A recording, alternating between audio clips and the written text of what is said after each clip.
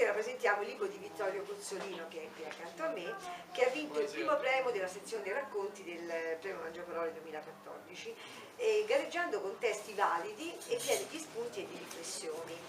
Il suo però ha colpito perché è una carrellata di vite vissute, di squarci di umanità, tutti trattati con una grande introspezione, sensibilità e qualche volta anche con garbata ironia, e questa è una cosa molto simpatica, riuscire a conciliare le due cose. L'autore stesso nella quarta di copertina ci svela come è nata l'idea del titolo, che è ispirato alla canzone Anime Salve di Fabrizio De André,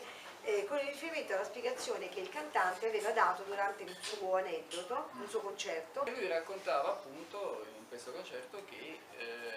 secondo lui essere se stessi è un'esclusiva dei bambini, dei matti e dei solitari. Devo dire, questa frase mi ha colpito subito molto perché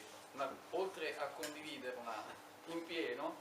è importante per capire anche poi il suo ultimo disco, che si chiama Anime Salve, che in latino altro non vuol dire che spiriti solitari, quindi è la stessa cosa.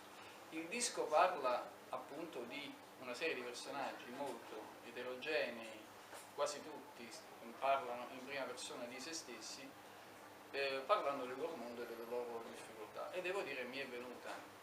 l'idea del libro attraverso questo e soprattutto, diciamo, sono riuscito a portarlo avanti perché faccio un lavoro al pubblico, perché ho fatto molti lavori, ho fatto molti lavori al pubblico, ho conosciuto